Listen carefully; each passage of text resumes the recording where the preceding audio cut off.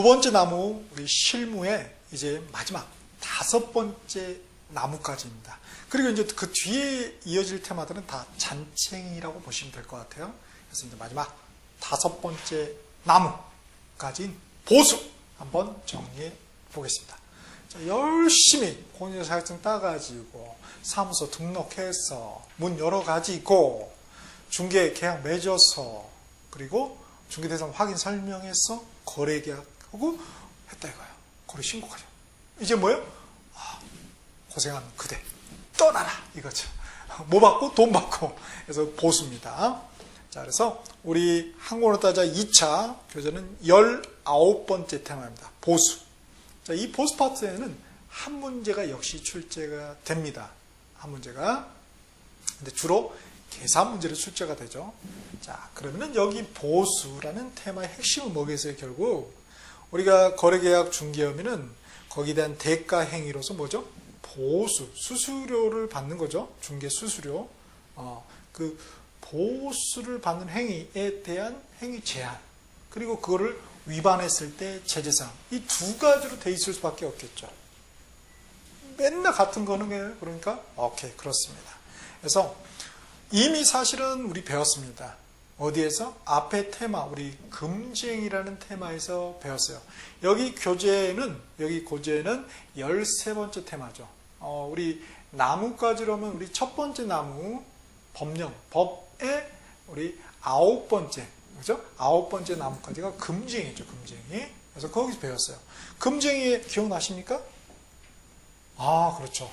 거수, 문매, 증직, 쌍투. 기억나실 겁니다. 그래서 거수, 수. 이게 뭐예요? 수수료, 실비, 초과 금지. 그겁니다. 보수. 보수, 초과 금지. 오케이? 그래서 그 내용이에요. 그리고 또 하지 말라 이거예요. 하지 말라. 그러면 이게 초과됐는지 안 됐는지 내가 모을 수 있어요. 계산해봐야지 뭐 이게 초과됐냐 아니냐 알 수 있을 거 아니에요. 그래서 핵심은 바로 이 계산이 되는 거예요. 계산. 제가 보면은 수험생들이 이제 가장 어려운 게 계산 문제거든요. 그런데 다른 계산 문제는 잘 틀리시는데 이 계산 문제는 단 한 번도 틀린 분을 제가 못 봤어요. 진짜로. 본인 거다 생각하니까 이게 다 맞추더라고요. 그러니까 우리 공산주의보다 자본주의가 위대한 게 여기에 있는 것 같아요. 우리 거다 하면은 잘 안 돼. 근데 뭐야? 내 거다! 하면은 뭐야? 딱 계산이 되더라 이거예요. 우리 부동산 학회라부터 맞을 것까지 모든 계산 문제를 내 거다. 내 부동산이야. 내가 받을 거야. 이렇게 생각하면 정말 눈에 불이 번쩍번쩍 하시면서 다 계산이 되실 것입니다. 오케이? 자, 그렇습니다. 자, 그래서 이 계산이 이제 핵심 내용이 되겠고, 보수의 계산. 그리고 이제 그걸 위반했을 때 제재사항. 우리 이제 금지에서 이미 배웠죠? 행정처분, 제재사항은 두 가지. 행정처분하고 행정처벌. 그래서 행정처분에서 우리가 임의적 등록 취소죠. 근데 주의할 게 임의적 등록 취소는 또한 무엇의 사유이기도 하죠? 그렇습니다. 바로 업무정지 처분 사유이기도 하죠. 39조? 39조? 2항의 내용이죠. 그렇죠? 거기에 내용도 해요. 우리가. 그래서 그거 주의해야 되고, 그 다음에 행정처벌에는 징역벌금. 그래서 우리가 1학년 일반에 폐임될 수 있는 연관을 준다고요. 그 두 가지가 핵심 내용이라는 거죠. 자, 그래서 그 밑에 보면 이제 핵심 박스가 있죠? 자, 출제자 의도, 왼쪽 날개 박스 보시면은 출제자 의도가 나와 있습니다. 중개보수. 자, 각 계약별 중개보수. 얘는 수수료라고 했습니다. 중개수수료. 근데 지금 중개보수라고 바꿔놨어요. 그래서 중개보수. 금액을 과연 계산해 넣을 수 있겠는가? 이게 핵심입니다. 계산을 하려면 이제 두 가지가 있었는데, 첫 번째는 거래 금액을 얼마로 할 것이냐? 그 다음에 몇 프로를 때릴 것이냐? 이런 또 문제가 되겠죠? 그래서 그 계산 문제가 중요한 포인트가 되는 것이고, 특히 이제 우리가 좀 복잡한 게 바로 임대차거든요. 그래서 임대차의 경우에 중개보수를 계산할 수 있겠는가? 이게 핵심입니다. 출제자 의도고. 자, 그러면은 과연 3단 비교표 법조문은 어떻게 중개보수를 써놓고 있을까요? 그게 제일 중요하다고요. 자, 쭉 넘겨보시면 맨 뒤에 3단 비교표가 나오죠.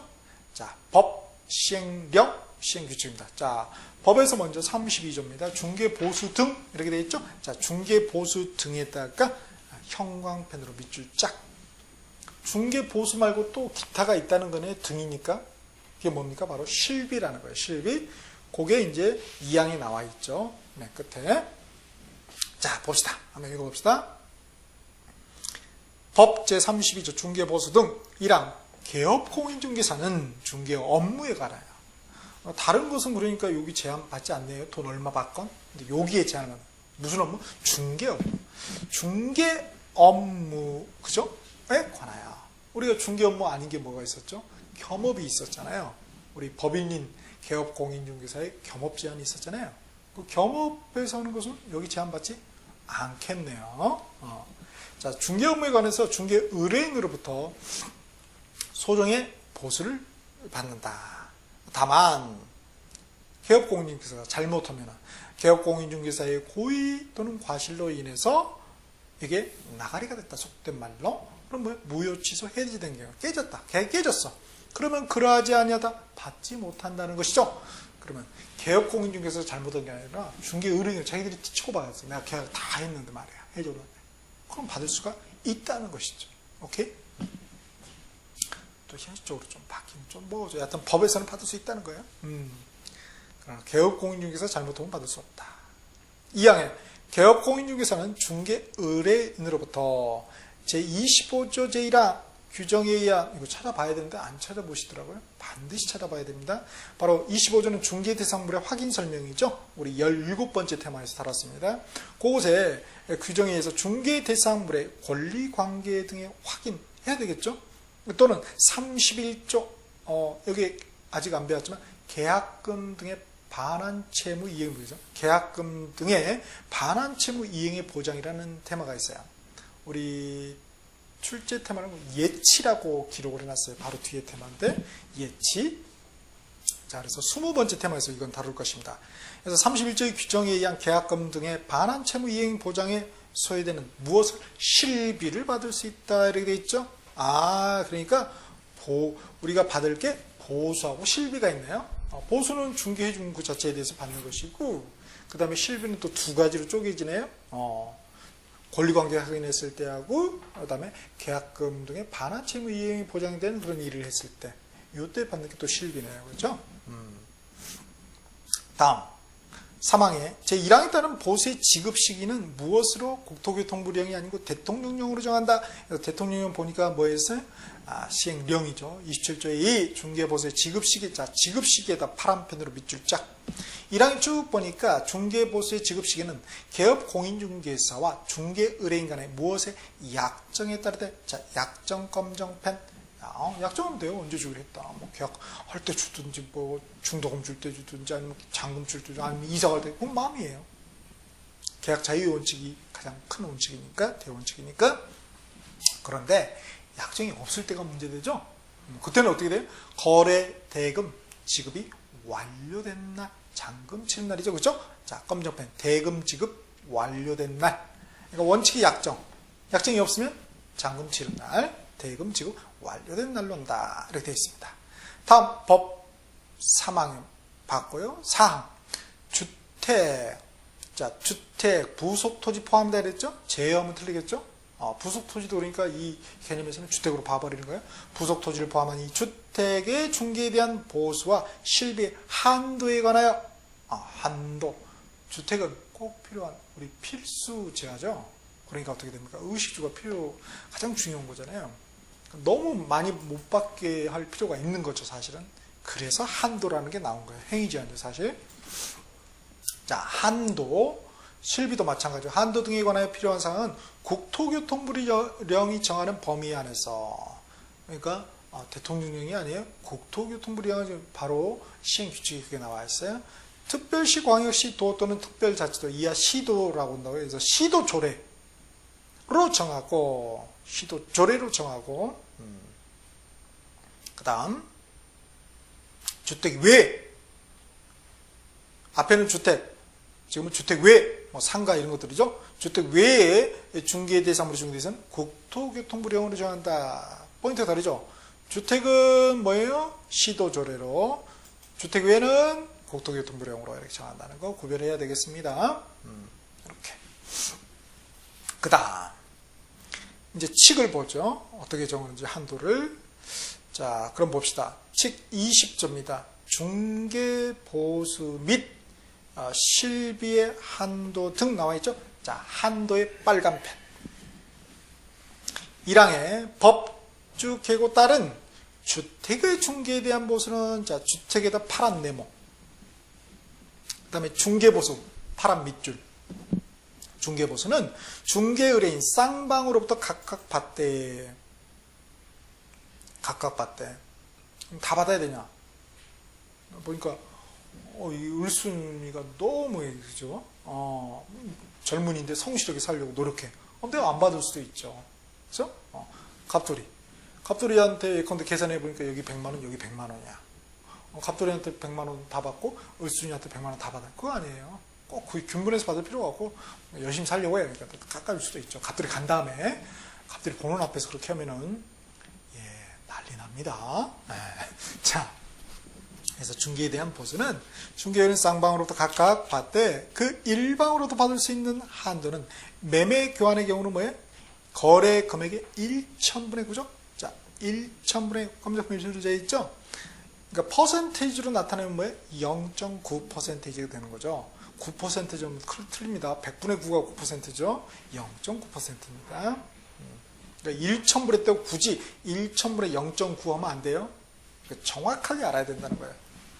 그 이내로 하되하고 임대차의 경우는 좀 낮춰요. 임대차가 아무래도 사회적 경제의 약성이 좀 낮춥니다. 그래서 1,000분의 8, 그래서 0.8% 이내로 한다. 2항의 실비 한도는 자, 실비에다가 파란펜 밑줄. 이번에는 실비예요. 자, 실비 한도는 중개 대상물의 권리관계 확인 또는 계약금 등의 반환 채무 이행이 보장이 되는 비용으로 하되 드는 비용이 있을 거 아니에요. 좀 상식적이어야 되겠죠. 중개 대상물 그 현장에 가본다고 현장 답사하는데 헬기 타고 간다. 그러면 안 되겠죠. 오케이. 자, 상식선상에 그 비용으로 하되 개업공인중개사가 영수증 등을 첨부하여 매도, 임대, 그 밖의 권리를 이전. 자, 이전에다가 검정펜. 이전하고자 하는 중개 의뢰인. 그죠? 요거 이게 청구할 수 있는 거죠. 취득이 아니라. 근데 가로에 보니까 자, 우리가 중개대상 확인 설명 말고 또 어디에서 계약금 등 반환 채무 이행 보장 요거 관련해서 받을 수 요거는 뭐예요? 취득 중개 의뢰인줄. 그렇죠? 그래서 거기는 취득에다 검정펜 밑줄. 이전하고 취득은 일상평으로 서로 대립되는 용어죠. 반대되는 용어. 뒤바꾸면 틀리겠네요. 잘 구별하셔야 됩니다. 자, 청구해야 합니까? 반드시? 할 수 있다죠. 해도 되고 안 해도 되는 거예요. 일반적으로 우리 현장에서 안 하죠. 중개 보수 받았는데 그것까지 받으면 이상하게 쳐다보겠죠. 너 왜 또 돈 더 받니? 우리가 공인중개사법이 그렇게 정해져 있어요. 이렇게 말할 수 있나요? 진짜 실물이 정말 다른 것 같아요. 오케이.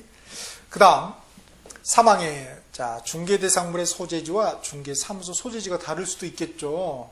그런 경우는 어떻게 돼요? 뭘 기준으로 한다? 중개대상물이 아니라 사무소 소재지를 관할하는 어디? 시도조례죠. 자, 검정펜 시도조례. 시군구가 아니죠. 시도조례로 이렇게 기준에 따라서 중개보수 및 실비를 받아야 한다.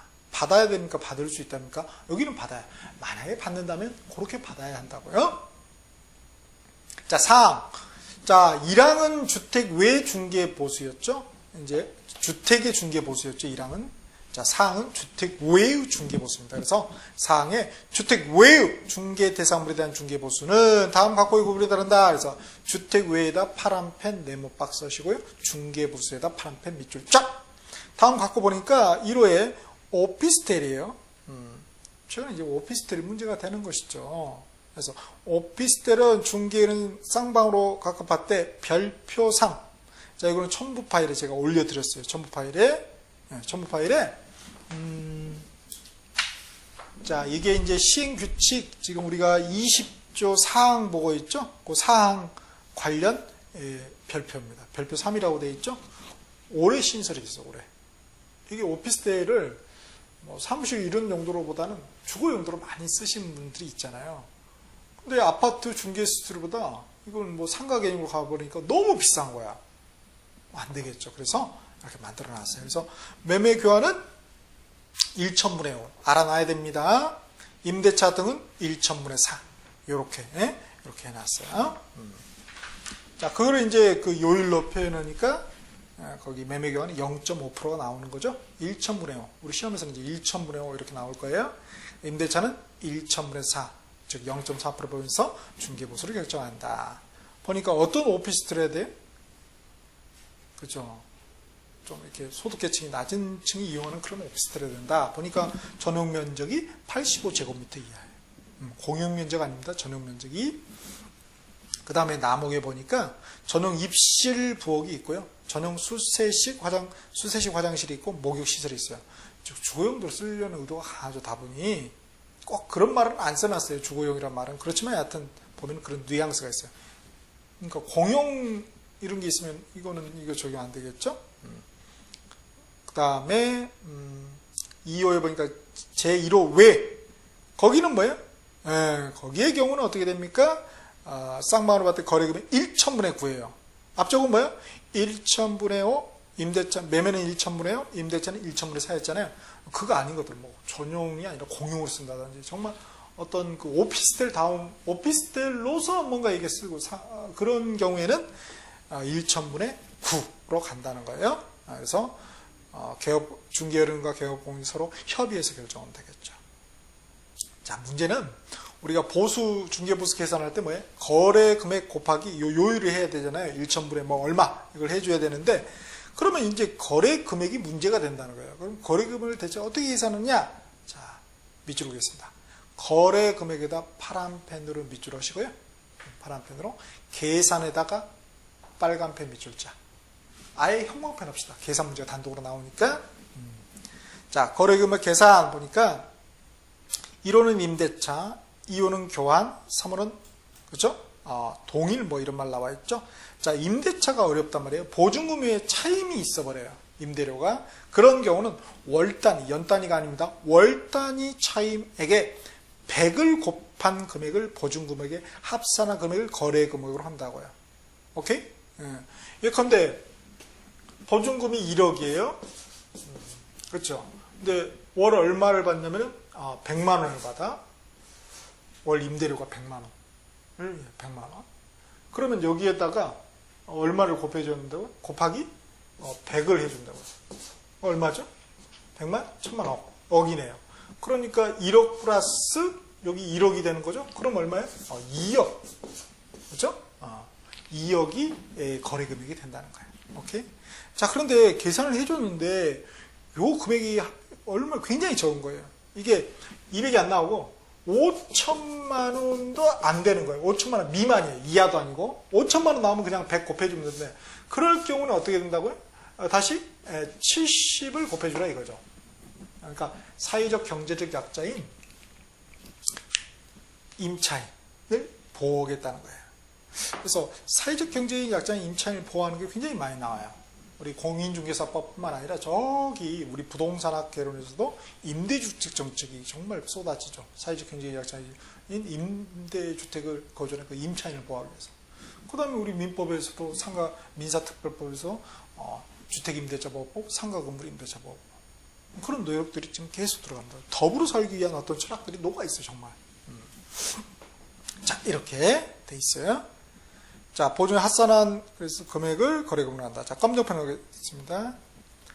자, 임대차 검정펜 네모 박스 하시고요. 자, 검정펜 밑줄 100 보증 금액의 합산 거기다 합시다.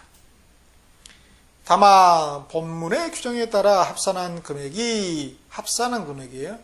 이렇게 합쳤을 때 이 금액이 이게 5천만 원 미만입니다. 미만인 경우에는 법문의 규정에도 불구하고 예외적으로 이 말이죠. 월 단위 얼마를 곱해요? 70. 그렇죠? 70을 곱한 금액과 보증금을 합산한 금액을 거래금으로 한다. 자, 이렇게 된다는 거예요. 그런 경우 예컨대 여기가 보증금이 2천만 원이에요. 2천만 원. 그런데 여기 10만 원이야. 10만 원에 100을 곱하면 얼마죠? 10만, 100만, 1000만이죠. 1000만이면 요거 하면은 얼마가 나요? 3천만 원, 3천만 원. 그죠? 10만, 100만, 1000만. 그러면 둘 하면은 3천만 원이에요. 그럼 3천만 원은 뭐예요? 5천만 원 미만이죠. 그럼 이렇게 하지 말고 뭐예요? 이렇게 하지 말고 여기다 70을 다시 곱하라 이거예요. 그럼 얼마입니까? 3천만에 10만, 100, 그죠? 100만, 그죠? 2,700만 원이 2,010만, 100만이죠? 700만 원이 거래 금액이 된다는 거예요. 3천만 원이 아니라. 오케이? 자, 요렇게 계산을 해 주라는 것입니다. 그 다음. 교환 계약의 경우죠. 자, 교환에다가 검정 네모합시다. 자, 교환 계약의 경우에는 교환 대상 중개 대상물 중 거래 금액이 큰 중개 대상물의 가액을 거래금으로 한다. 자, 큰에다 검정펜 밑줄 자. 검정펜이 돼 있는데 그래도 한번 칩시다. 그래도 자기가 친구하고 편집자가 쳐놓은 거 다르잖아요. 큰 검정펜 밑줄 자. 그러니까 작은 게 아니에요. 요게 보니까 토지하고 건물을 바꾸려고요. 아니면 토지하고 토지를 바꾸려고. 이게 어떻게 됩니까? 2억이야. 근데 이거는 1억 한 5천이야. 뭐 얼마를 해요? 2억을 거래금으로 한다는 거예요. 우리한테는 좋은 거네. 자, 그렇게 거래금으로 한다. 그 다음에 동일한 중개 대상물에 대하여 동일 당사자 간에 매매를 포함한 둘 이상의 거래가 동일 기회에 이루어진 경우에, 그죠? 이런 경우에는 매매 계약에 관한 거래 금액만을 적용한다고요. 각각 해가지고 다 받으려고 하지 말아라 이겁니다. 그죠? 이거는 중개 의뢰인을 위한 거네요. 자, 동일에다 검정 네모하겠습니다. 자, 그래서 그 다음에 매매 거래 금액만에다 검정 밑줄 자. 그죠? 자, 이런 경우가 어떤 경우일까요? 그러니까 예컨대 이런 경우죠. 주택 소유자가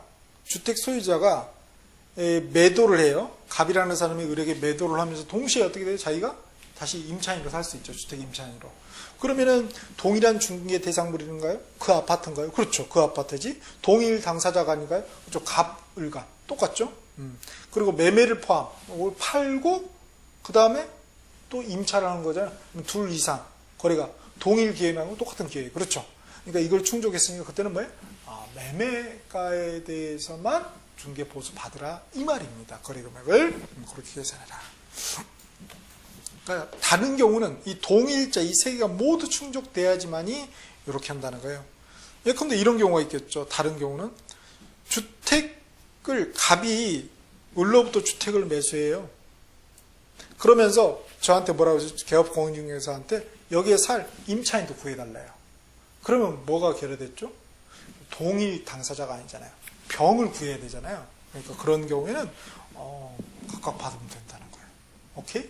매매거래 중개 수수료 받고 또 주택 임대차 할 때 또 받고 현실적으로 그럴 수 있을까? 그건 별개 문제예요. 우리는 법을 시험 보는 것이죠. 그 다음 6항 보겠습니다. 중개 대상물인 건축물, 그죠? 중 주택 면적이 2분의 1 이상인 경우에는, 자, 이게 뭡니까? 바로 복합 건축물 얘기하죠. 복합 건축물 어디선가 하는 배웠는데, 저기 우리 첫 번째 스핀 부동산학 개론에서 배웠죠. 건물 분류에서, 건물 용어에서, 거기서 배웠어요. 그래서 그러니까 1층은 상가로 쓸 수 있고 2층은 주택인 그런 경우 많잖아요. 그러니까 자, 그런 경우는 주택의 면적이 더 크다 이거예요. 2분의 1 이상이면은 주택 규정을 적용하고, 주택 면적이 2분의 1 미만이야. 그러면은 주택 외 규정을 적용해서 거래 금액을 해서 그렇게 해서 계산해서 중개보수를 받으시라 이런 말입니다. 그 다음 7항에 개업공인중개사는 주택 외의 중개 대상물에 대하여 어떻게 됩니까? 주택 외면은 자, 쭉 보시면은 요율을 실제 자기가 받고자 하는 보수의 상한 요율을 미리 써놓으라 이겁니다. 써놓으라. 철저하게 우리 개업 공인중개사는 행위지 않나요? 그래서 우리 중개보수 실비 요율 및 한도액 표를 갖다가 우리 사무소 내 의무 게시물에 있었잖아요. 게시를 했을 거 아니에요? 거기다 자기가 몇 프로 받고 있는지 써라는 거예요. 명시해라. 그래서 명시에다 검정펜.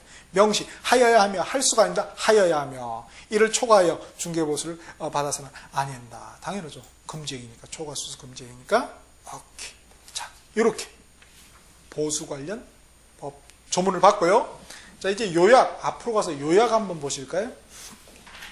첫 번째 요약에 뭐 중개보수, 발생시기, 행사시기, 지급시기 나와 있잖아요. 이제 포인트는 지급시기죠. 그래서 지급시기에다 파란펜 밑줄. 그래서 지급시기 보니까 약정에 따르고 약정이 없으면 대금 지급 완료된 날이죠. 약정 검정펜, 대금 지급 완료된 날 검정펜 되어 있습니다. 오케이. 그렇게 밑줄 그으시면 될 것 같아요. 발생시기나 행사시기는 안 나와있지만 이제 참고적으로 좀 보시면 될 것 같습니다. 밑에 당구 표시 보니까 서울특별시 주택중개보수 등에 관한 조례 이렇게 나와 있나요? 여기 나올 수밖에 없는 게 뭐예요? 앞에 우리 법조문에 시도조례 이런 말이 있었잖아요. 그렇죠? 그러니까 대표적으로 이제 서울특별시를 예로 이렇게 된 거예요. 그래서 여러분 이제 첨부 파일 한번 보실까요? 두 번째, 세 번째 첨부 파일 나와 있을 거예요. 이렇게 화면상으로 한번 보셔도 돼요. 굳이 뭐 출력하실 필요는 없을 것 같고. 자, 화면 띄워지시나요? 잠깐 기다리겠습니다. 동작 빠르시네요. 벌써 띄우셨군요. 자, 거기 보니까 서울특별시 주택중개보수 등에 관한 조례 이렇게 돼 있죠. 요게 말이죠. 왜 이렇게 이번에 조례가 개정이 됐냐면은 최근에 무슨 일이 발생됐죠? 전세가가 좀 폭등을 했잖아요. 오케이? 그러다 보니까 사고 팔 때 그 중개 수수료보다 중개보수보다 전세로 하는 경우가 뭐예요? 오히려 배보다 배꼽이 더 커버리는 거죠. 와, 그런 일이 발생되더라고요. 그래서는 안 되겠다 해서 이렇게 조례를 개정을 했어요. 자, 한번 봅시다. 자, 담당하는 데가 서울특별시 도시기획국 토지관리과에서 담당을 하시네요. 그러니까 어떤 중개보수에 대한 행정 전문가들이시잖아요. 이런 궁금한 상황, 이분들이 더 전문가죠, 사실은. 자, 제1조는 뭐 좋은 목적이겠고요. 제2조 중개보수입니다. 이제 이거 봅시다. 자, 공인중개사법 제32조 제4항의 규정에 의한 우리 봤잖아요. 주택의 중개에 대한 보수의 한도는 주택 외가 아니죠. 주택의 중개보수의 한도는 별표일과 같다. 그래서 별표를 다음에다 제가 또 첨부 파일을 올려놨죠. 매매교환, 뭐 임대차 등에 쭉 나눠놨잖아요. 이렇게 거기에 보면 한도액이 나와 있죠. 오케이? 그래서 한도액이라는 것은 거래금액 곱하기 예컨대 매매교환 보니까 거래금액이 이제 별표 보는 거예요. 거래금액이 5천만 원 미만이면 상한요율이 1천분의 6이다 이거예요. 그거 넘으면 안 되죠. 근데 여차저차해서 그렇게 계산을 했는데 중개보수가 30만 원이 나오는 거야. 그럴 수 있잖아요. 그럼 30만 원 받을 수 있냐? 못 받는다는 거예요. 이렇게 한도액을 정해놨어요. 25만 원까지만 받으라는 거예요. 정말 없이 사시는 분들이라고 이제 우리가 생각을 하는 것이죠. 더불어 사는 어떤 철학이 녹아있다고 그랬죠, 제가? 그렇게. 한도액이 없는 것은 뭐 계산해서 나오면 그대로 받으면 되는 것이죠. 이렇게. 그런 것들이 있다는 거예요. 그 다음, 다시 조례 2항 보겠습니다. 중개보수는 별표 1의 한도 내에서 중개의뢰인과 공인중개사 중개료로 정한 금액으로 한다. 약정을 한다. 우리 법조문은 그렇게 되어 있잖아요. 약정 이상만 한다. 그 다음에 제3조에 보면 또 실비에 대한 규정도 있어요. 보니까 중개대상물의 권리관계 등의 확인에 소요되는 실비와 계약금 등의 반환채무 이행의 보장에 소요되는 실비의 한도는 별표 2와 같다. 별표 2에 또 돼 있죠. 그 실비 한도 보니까 권리관계 확인되는 보니까 뭐 산출얘기, 뭐 재증명서, 뭐 교통비 이런 것들 나와 있고요. 뭐 재증명서 이런 것은 뭐 건당 또 1,000원에 나와요. 아예 못을 박았나요? 1,000원, 1만 원이 아니라. 그 다음에 뭐 계약금 등의 그 실비는 이렇게 또 뭐 예지수수료 쭉쭉 뭐 여기도 교통비도 뭐 숙박비도 있고 나와 있죠. 이런 내용들 한번 참고적으로 읽어보시면 될 것 같아요. 자, 그 다음에 실비의 지급 시기가 나와 있죠. 조례. 실비의 지급 시기. 그래서 1호에 보니까 권리관계의 경우 실비는 중개대상물에 대한 확인 설명을 마친 때 이렇게 조례는 되어 있고요. 2호에 보니까 계약금 실비는 계약금 등을 지급하거나 또는 반환하는 때라고 기술이 되어 있습니다. 쌤, 그러면은 여기 이걸 다 외워야 돼요? 뭐 한도액이 있는 거? 그건 아닌데 시험에서는 다 주어지죠. 주어지니까 아니 지자체별로 조금씩 상의할 거 아니에요. 그럼 전국의 지자체가 몇 개인데 그걸 다 외워야 돼? 시도별로 다 시도제를 전국에 다 뒤져가지고 이렇게 해야 됩니까? 그건 말도 안 되는 거죠, 그죠? 참고적으로 이런 게 있다는 정도만 알아두시면 될 것 같습니다. 그 다음에 이제 다시 우리 교재로 가세요. 요약에 이제 그 밑에 보면은 이제 서울특별시 조례 밑에 보면 기준 및 계산 나오죠. 요게 핵심이라요. 자, 계산에다가 형광펜으로 비추. 착, 별표가 무려 3개나 되어 있잖아요. 자, 기준에다 빨간 펜. 다음 페이지 계산에다 빨간 펜. 자, 기준 보겠습니다. 자, 주택 가로 해가지고 거래 금액하고 요율을 어떻게 해주냐 이거예요. 계산은 곱해주면 되는 것이고. 자, 거래 금액 요율의 어떤 기준이에요. 자, 주택이 있고 다음 페이지 보면 주거용 오피스텔, 그 다음에 주택 외에 이렇게 돼 있잖아요. 자, 주거용 오피스텔은 그 주거용은 지워줍시다. 왜냐하면 법 조문에 주거용이라는 표현이 안 나와 있기 때문에 이제 어떤 뉘앙스는 주거용 어떤 뉘앙스가 있지만 우리는 조문을 시험 보는 거니까 그냥 오피스텔 이렇게 하시면 될 것 같아요. 그 다음에 주택 외 이거보다는 그냥 주택을 지우시고 그 외 나머지 모두 자, 그렇게 보시면 될 것 같아요. 자, 그럼 먼저 구분 봅시다. 주택부터 보죠. 주택. 부속 토지 포함한다고 그랬죠? 주택 분양권도 하나 써놓읍시다. 주택 분양권도 포함합니다. 주택 분양권도 주택으로 보는 거예요. 중개수수료 이렇게 계산할 때 말이죠. 자, 그래서 부속 토지, 주택 분양권을 포함해서 그 다음에 복합 건축물, 우리 복합 건물이 있었잖아요. 이거는 주택 면적이 2분의 1 이상이면 주택 따르면 되고 2분의 1 미만이면 주택 외에 따르면 된다고 그랬죠? 자, 그럼 거래금은 어떻게 되냐 봅시다. 거래금하고 요율은 어떻게 되느냐. 자, 사무소 관할 시도 조례를 따른다고 그랬죠? 우리가 법인인 개업공인 중에서는 분사무소가 있죠. 대부분 다 주사무소 관할 뭐였잖아요. 근데 요거는 분사무소 관할. 분사무소도 사무소니까. 자, 매매 교환은 거래 금액의 0.9% 이내 시도 상한 요율 적용하면 되겠죠. 그런데 우리 이제 9억 원 이상 이거 적어놓은 건 뭐냐면은요, 바로 이제 고가의 경우에 고가 기준이 9억이에요, 9억. 그래서 이렇게. 그 다음에 분양권 전매 시 거래 금액은 우리 실납입금 플러스 프리미엄 P 붙었다고 그러잖아요. 프리미엄에 그 P를 해가지고 P가 얼마예요? 그러잖아요. 저 P 안 파는데요. 그러지 마시고 그 프리미엄을 P라고 합니다. 그래서 실납입금 플러스 프리미엄이다. 실납입금은 우리가 은행 대출을 받을 수도 있겠죠. 그럼 그 융자금 포함해서 다 쳐준다 이거예요. 그 다음에 교환은 거래 금액이 큰 거 앞에서 이미 살펴봤고요. 그 다음에 임대차는 거래 금액 0.8% 이내, 그죠? 1,000분의 8 이내죠. 시도 상한 요율에 따르면 되겠고, 근데 고가 기준은 6억 원 이상이다. 자, 차임이 있는 거래는 우리가 곱하기 100인데 5천만 원이 안 되면 곱하기 70을 해준다. 그 내용이 되어 있습니다. 자, 이렇게.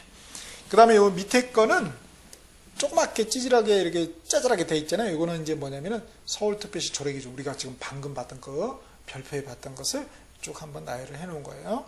그래서 매매 교환액 5천만 원 미만이면은 0.6% 이게 이제 상한 요율이고, 앞에 그 요율이 상한 요율, 그러니까 1,000분의 6이 되겠죠. 괄호로 뭐 써진 또 경우가 있죠. 이거는 한도액입니다. 25만 원.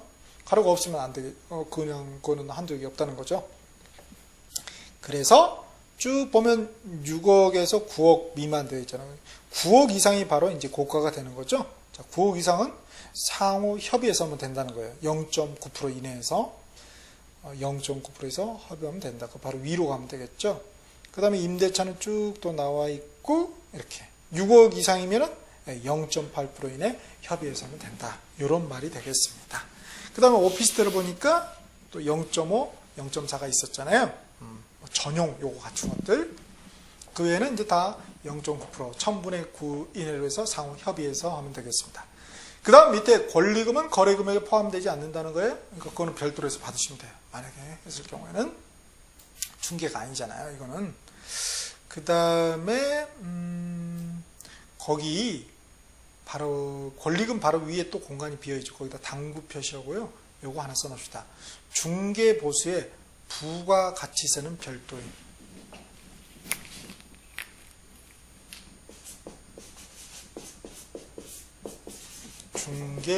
중개보수의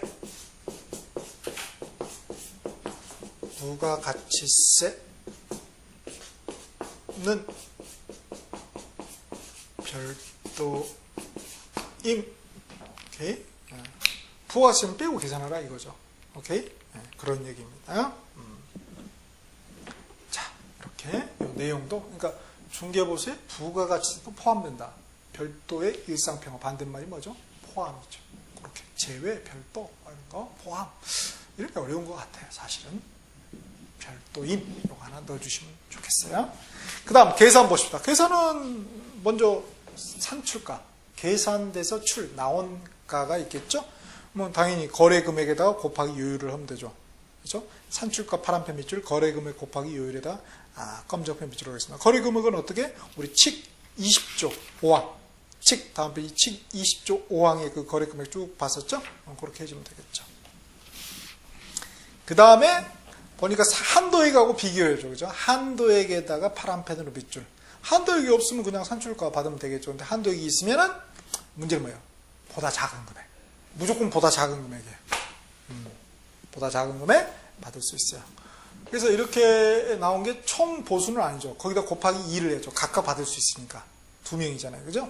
그러니까 곱하기 2를 해주면 되겠습니다. 그리고 밑에 보면 이제 중개보수 관련해서 판례가 나와 있죠? 판례가. 그래서 초과분, 절대적 무효다, 반환해야 된다 나와 있고, 그 다음에 중개업자, 지금 개업공인중개사죠. 옛날 동부지원 판례인데, 귀책 사유 없이 매매계획을 관여하지 못하였다도 중개업자, 개업공인 스스로 청구할 권리가 있다. 자, 이건 어떤 경우냐면요.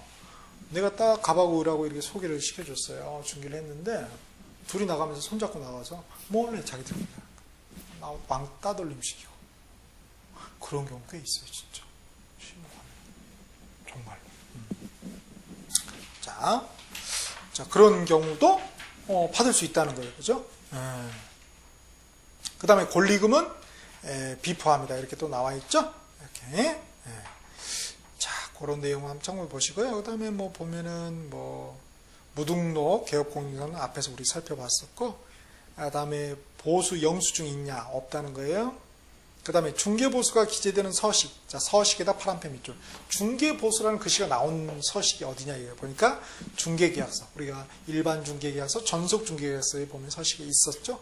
그 다음에 중개대상 확인 설명서 있어요. 거기다 검정펜 밑줄. 중개계약서, 중개대상 확인 설명서. 그러나 거래계약서나 거래신고는 보수 나오지 않습니다. 그죠? 거래계약서, 거래 당사자 간의 일이잖아요. 거기에 왜 내 받을 이상하잖아요. 그죠? 거래신고서. 그 금액 관련된 거 신고하는 건데 내 보수 신고합니까? 이상한 거잖아요. 그 다음 이제 마지막으로 이제 실비죠. 실비. 자, 실비에 보니까 우리 권리 실비가 있고 계약금 실무가 있잖아요. 그러니까 청구 대상도 이자이냐 취득이냐 요거 뒤바꾸면 틀리다는 거 주의하셔야 되겠고요. 자, 실비 기준은 시도 조례. 그래서 우리 한번 봤었잖아요. 서울특별시 조례를 한번 봤었어요. 시군구 조례 아니에요? 시도 조례. 그 다음 지불시기. 자, 요 지불시기를 한번 그냥 지웁시다. 지불시기를 지우고요. 왜냐하면 이제 조례 우리가 살펴봤잖아요. 조례 나왔으니까 그 조례, 서울특별시 주택중개보수 등에 관한 그 조례 있죠. 조례 그 3조 2항 1호에서 우리가 확인을 했잖아요. 그래서 다른 데도 이거 다 거의 다 뺏겨 쓰죠. 서울특별시 것을. 그래서 상호협의 약정을 지우시고요. 칸을 2칸을 만듭시다. 칸을 이렇게. 그죠? 그래서 실비, 그죠? 지금 실비잖아요. 그래서 권리관계 확인 실비하고 그다음에 계약금 등 관련해서 실비. 그래서 권리관계 실비는 거기다 뭐라고 지불시기에 뭐라고 쓰시면 중개 대상물에 대한 확인 설명을 마친 때. 그렇죠?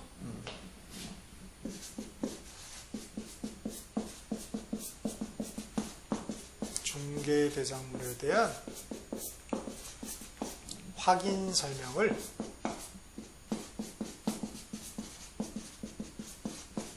마친 때 지불한다 이렇게 돼 있어요. 그 다음에 이제 그 계약금 관련 실비는 계약금을 지급하거나 반환하는 때.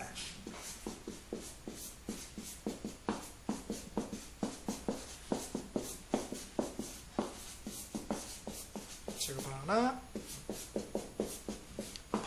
반환하는 때. 자, 이렇게 첨가해 두시면 좋겠습니다. 오케이.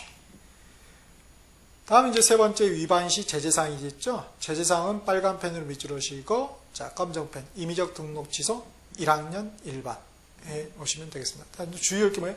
임의적 등록 취소는 바로 업무정지 처분 사유이기도 하다는 거. 그래서 법 39조 1항 11호. 그래서 우리가 살펴봤었죠. 자, 이렇게 해서 한번 우리가 보수 관련 핵심 내용을 정리해 보았습니다.